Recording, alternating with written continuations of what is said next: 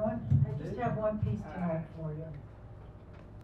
This was published in River Babel 2015 by Pandemonium Press last January. Really nice anthology. You can find it online. It's from a series of poems I've written called Collateral Damage about Vietnam vets and PTSD. Those are the guys I dated in the 70s and 80s. It's called Sleeping with a New Resistance. We're living the revolution of the new resistance.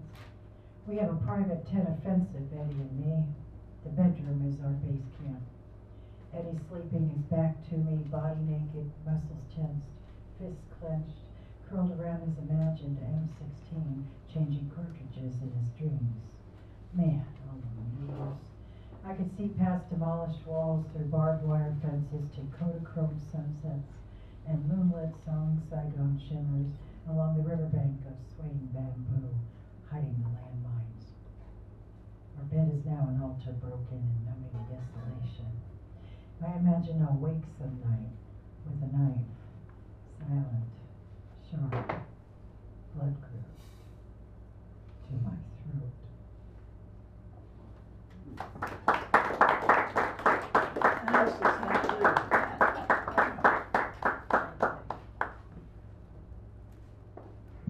All right, just going to do a very brief introduction.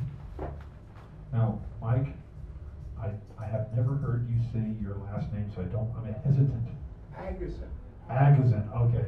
I had it wrong. See, I'm glad I asked. At Mike Agazin. Now, when I met him, or heard him, and then when I checked out some of the links, video links, you'll find that this person, I mean, the word penetrating comes to mind, because even though he may be soft-spoken, the thoughts are not soft. They move, they inveigle, they get in, and his work is carefully constructed, and I enjoyed it. So I'm going to bring him up with a nice round of applause. Bring him on up here. Mike Agazin.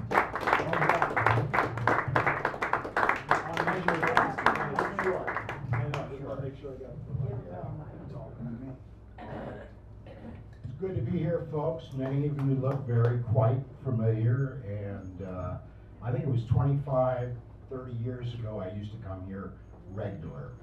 And when I used to go to Golden Gate Park and go out to the Panhandle from the Granada where I've lived for almost 30 years, I'd come through here, stop, and probably smoke a joint out there and then walk out to the park. So this is a nice place to stop for me. A little bit about myself. I've been married twice. I'm a Cal grad, 2 years clinical psychology graduate school, sub-teacher, judo instructor, real estate mortgage guy, I shouldn't admit that, counselor, and also high-tech recruiter. I've lived in the Bay Area, in Berkeley, in the East Bay, Hayward included, Burlingame, Millbrae, and the city for about 40 years. And I've fought depression most of my life, actually my adult life. Publications, I first published in high school, Cappuccino High School. That's almost 50 years ago. And then published various periodicals since.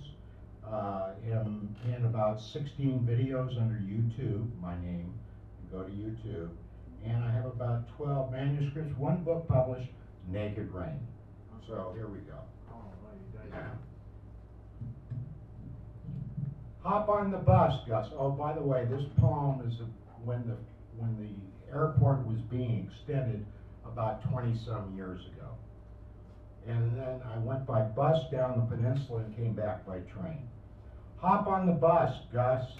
Hop on the bus, Gus. Thank you, Paul Simon. I'm taking Santram, San Francisco to Burlingame. Black dudes are talking. One is cussing to himself about the bus fare. We are passing a Cellular One sign by the roadway inn at 9th Street. Dude is still swearing to himself. I moved so I don't hear so much of his litany. His boogie box is playing jazz music, cool. We pass past Mars Street and European Outlet on Mississippi Street. She, bop, boop, boop, bop. Now turning on 10th Street, 76 sign by Goodwill Store. Latino kids with mother with big bag, brown eyes, and beautiful coy, wavy hair. Jazz is going on in the back with the Black Brothers. Now down to Potrero, past Frederick Products. McDonald's, moving past Shell gas station. A foggy, foggy day in San Francisco. We pass utility station. Latino mother quiet with 3 children.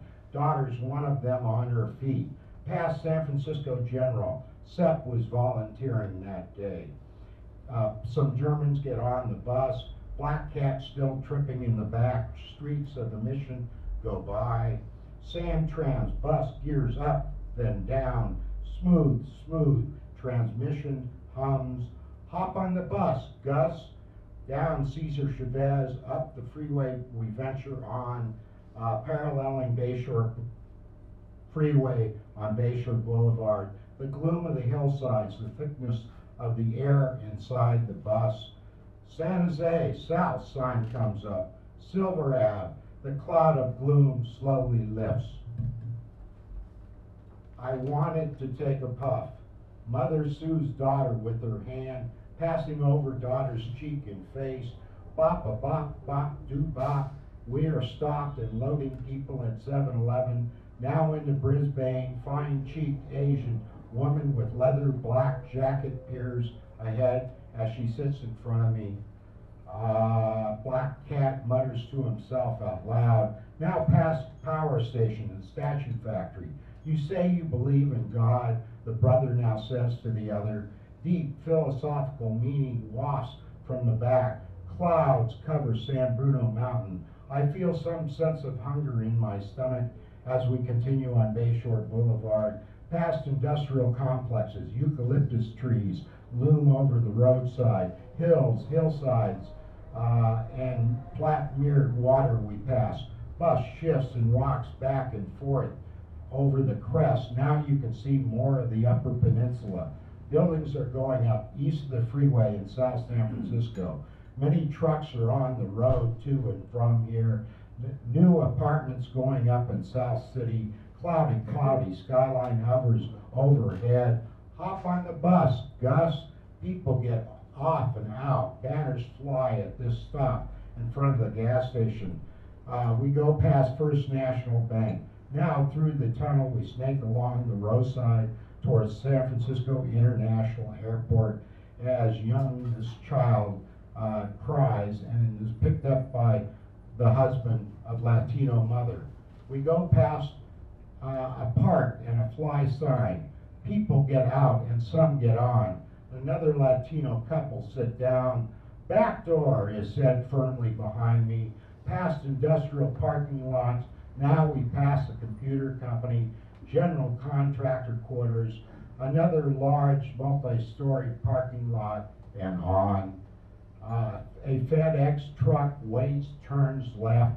We slow and stop on the hillsides of San Bruno, Millbrae, loom among the uplifting clouds. A United plane roars not too far above us, headed northwest, accelerating and climbing into the clouds. Cars busy moving, tractors picking up soil and moving with it a long mound near freeway. Clouds are lifting, now a bit of blue sky.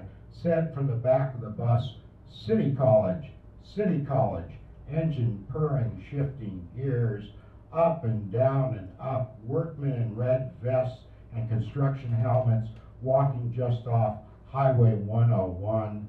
Steel and wires and posts transverse the land. The sun shines through dust and soil, construction and fog. Now to the terminal. The signs say arrival and departure. We go up to the terminal. Young man and blonde-haired girlfriend get their packs ready to exit. Hop on the bus, Gus.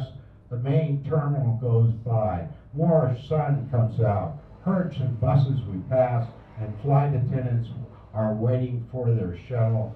The bus now empties. We leave for Burlingame, past colossal airport construction, past huge spools, past offices into more sunlight, past dust, dumpsters, past structures and frames galore. The Latino children watch the planes. They are pointing and chattering. They all seem to be enjoying the ride. The bay is shimmering to our left. A plane comes in. The Marriott winks. Commercial buildings linger with their delis and coffee shops. Past the Vagabond, where my former wife once worked. We are now in the burbs, and now winding around across freeway to Burlingame Broadway. In Burlingame proper, I walk down Broadway to El Camino, down to Burlingame Ave. I spot a sign, Hillsborough, at Floribunda and El Camino. I stopped at a deli and had a burrito and read the newspaper while watching the people walk by. Over 2 decades, we as family have lived here on the peninsula. Don't hop on the bus, Gus. Take the train. Take the train. Blaine. The second poem deserves a transition. I've been homeless twice briefly for about a month each, 30 years ago and 38 years ago. And I worked at St. Anthony's in the dining room for about a year and a half as a volunteer worker. So this is from inside the dining room.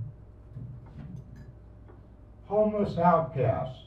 This parade, carnival of homeless outcasts, stars, stellars, vagrants, tramps, affords a view nonetheless significant of the nearly off-the-wall marginal people, bottom of the barrel, bruised, broken people, so-called fruits, nuts, drunks, junkies, scoundrels, murderers, rapists, saints, monks, hopefuls, with a dying human glow, harsh realities, broken yarn makers, Barbary coast, clown down atmosphere, embroidered stench, great faded dreams on a persistent screams on a roller coaster ride to hell. Down under San Francisco, flies on human excrement and sidewalk baked tomorrows. So many blocks up the street, the Mark, Huntington, Stafford Court, the Fairmont Hotel, Pacific Union Club, and legendary Bohemian Club members. No reason other than a trend far removed from Gold Coast losers, dreamers, looters, beggars, and infirmed. Daydreams possessed of extravagant eccentricity, bygone tears, rose-colored glasses, toasting too few miracles of love. Not to mention the tenderloin, too much drugs and sold sex. Moses is a lightweight. Moses could see her witch eyes shining madly, and laughter with mother's tears slithered past crowded street patch, dirty, gay, dull, proud and very bright, not so yuppie people, family of St. Anthony's cultural niche. Some hide away, maybe not forever. She in a white painted face, white dress, hooked and back with safety pin, white nylons as torn as her heart, torn by the scars of life. Thank you. Back in the dining room, Moses was apprehended by a hoarse voice asking for milk, knowing her request did not qualify for a yes. She signed in American Sign Language, telling him that she was mad and hurt about getting cranberry muffins again. Colonel was given another tray. An out-of-place couple, so middle class, so bourgeoisie, in pursuit of a good meal, God knows when a day in bed together would be realized, were there. With wide-colored screen, it happened. Anything you wanted at St. Agathay's place. Queen sang, "Oh girl, oh such a zoo." David sent home because she was such a spectacle. And she was asked to redress for volunteering that day. Don't have the Queen serve the woman, said Phil. a one-legged man moving out of his chair, claiming he would stay as long as he well wanted, being asked to leave at closing time. Dignity, more ego lashing out, protesting his spent meal goodbye, a man's face attached down in a tray, sleeping in his lunch, a young, tall, pretty brunette, too white a face, scheming her next needle, and painter boyfriend gesticulating their when, how, junk fix. A father of 2 children giving life lessons in black pride, baby. The cart was pushed down the aisle by Seton Hall House, St. Agnes dining room worker, pushing macho into spineless, some overly rigid backs of the angry crowd. Homeless outcasts, we do have pity, Mama. Thank you. I hope I'm never there again. This was written from my experiences in the late 50s. I was 7, 8, 9 years old. My dad was working on his doctorate at Cal. And so this is from those early Berkeley days. Crushes. Oh, I sing to youth with bow and arrow, with targets in Tilden Park in the Berkeley Hills.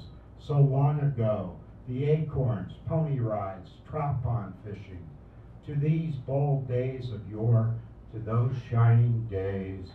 And earlier, an egg hunt where a boy was found beneath a small structure. I don't know whether he was alive or dead.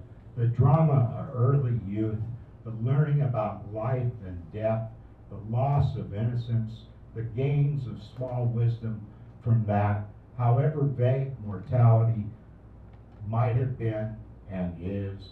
A dead cat, dying grandparents, baseball, Barley's orange drink, Hershey bars, home runs, and early childhood crushes.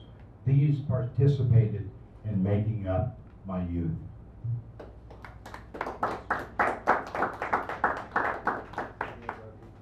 Agents, I think I can do something here. Okay.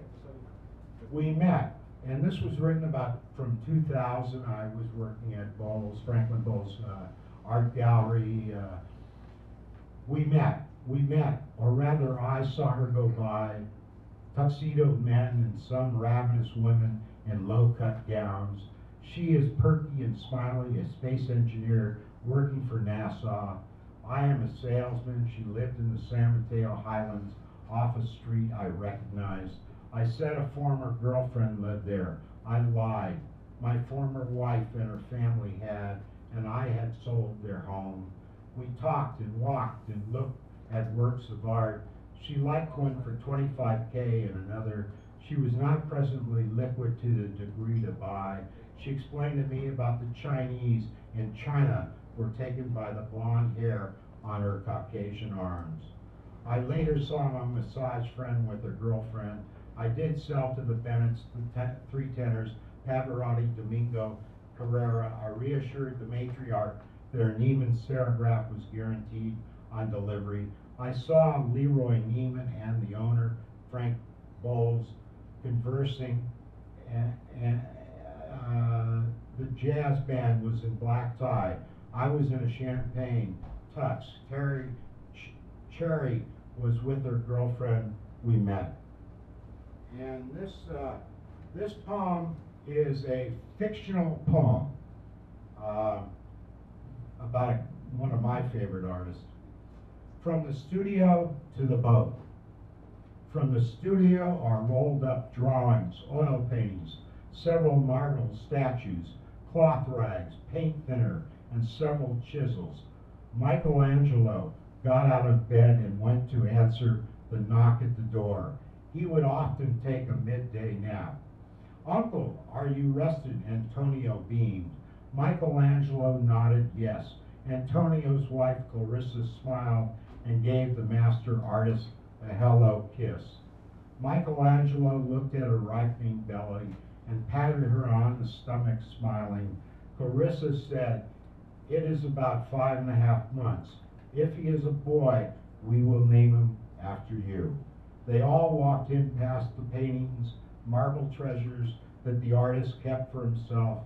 Michelangelo prepared tea for them. They all drank. Antonio asked if they could take the boat from the point to the bay in order to transport the Venus statue. The artist said, okay, we will leave at about 5 before the sun goes down. They all agreed. The couple left with a certain gleeful anticipation. From the studio, about a half an hour later, the Pope arrived without his entourage. Michelangelo, I need that ceiling in the basilica done by spring. Can you get a few more artists and workers to help me? Your Holiness, I need more compensation to pay them, to feed their stomachs and their wives and children. The Pope, I will give you 2,000 more drachma, but you'd better finish up in time. Yes, Your Holiness, yes. The artist bowed. The Pope left on the roan horse, smiling.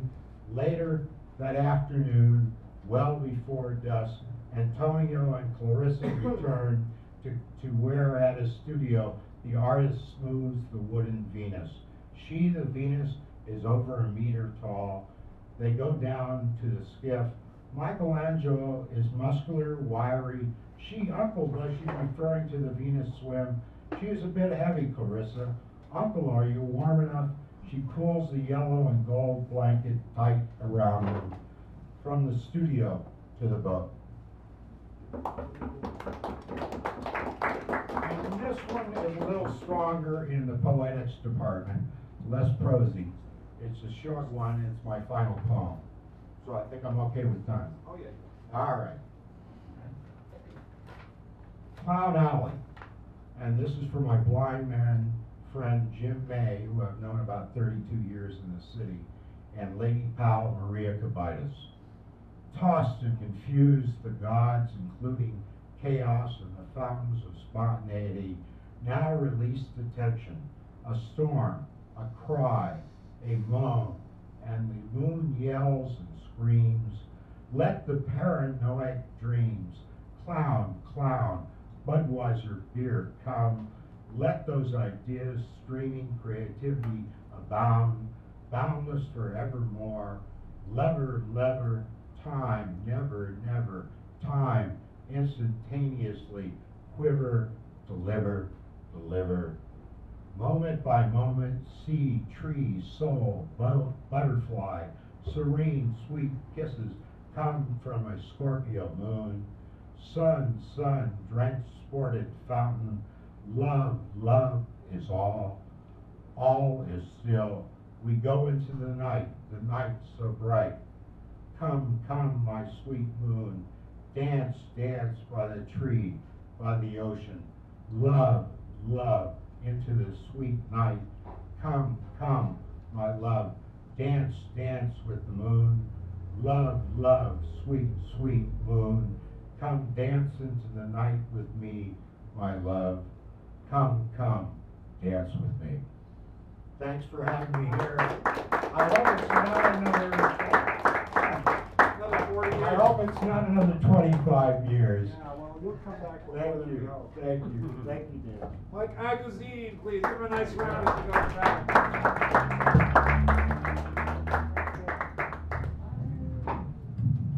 Per our tradition, we're going to take a brief break after the feature. We'll be back in about 7 minutes. Those people viewing in, you know that. People here know that. And we have several poets coming, but it's going to be very, very good. We got Clara Sue, Karen Murphy, and Mr. Williford. Okay? Amongst others. So, shoes, as you like. Pretty good. How are you? I got your message in the last one. Yeah, we're gonna go. To go get coffee. I'm going shopping. I don't know. I have similar problems. Every you have to go all the way to almost everyone's oh my god. Right? I scramble and race you. But I have a week off. Yeah. Let's get the week off.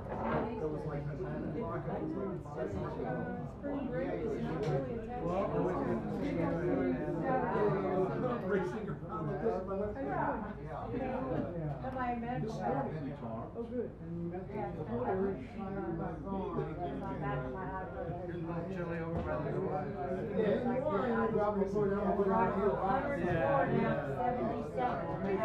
Bill Mercer was here last week, and he read the White Book of the Heart. There's a lot of big. Well, you know you can go online and see it. I always go online and see it. Oh, okay. Well, there's a guy named Bill Mercer who comes here a lot, and he has a. Is that why I haven't seen him? That's difficult. How long ago was that? He hasn't been gone. For about a year. He's going to work with a broken leg. I met him. But she's the guy that's getting his own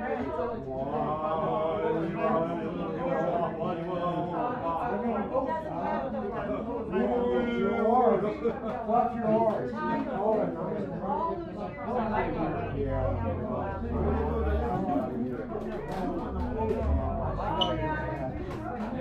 More than 10 years and $700.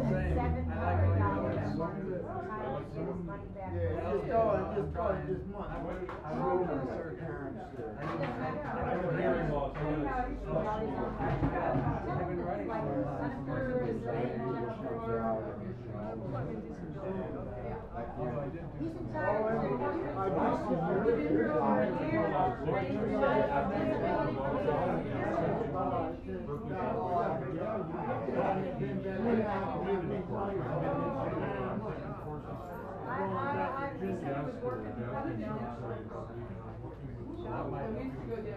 Well, I mean, workers. It does.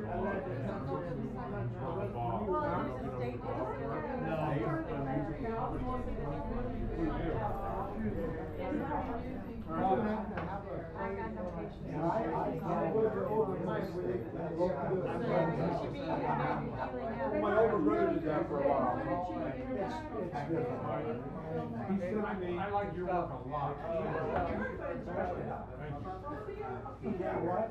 Say Saturday. You gotta dial She's 510. investing on it. I saw her. This is not a local area code. Those numbers were never reacting good. Really. What is it? 415. First, yeah, no one, just 415 and 415. I was married. Some of your farm made me laugh. I still love politics. But I was. Oh, good. For about 3-4 years. When was that? 97 to 2000. You ever took you to Hillcrest? Still around though? I don't think so. Where was it? Silver Avenue.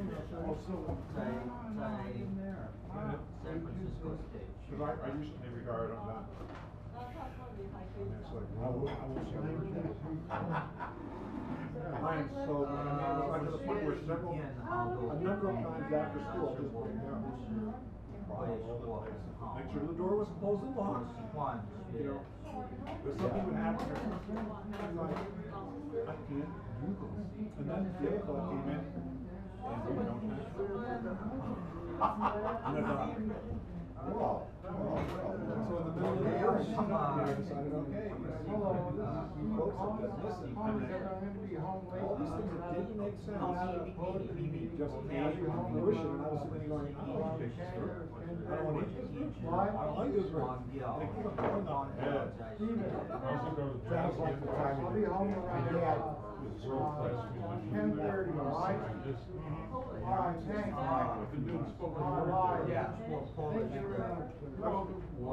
That's the one that probably does a lot of interest being a printer, because you have to be very them, local, them, also them. Those people, they're all after each other, and you're in the middle. My learning curve for last.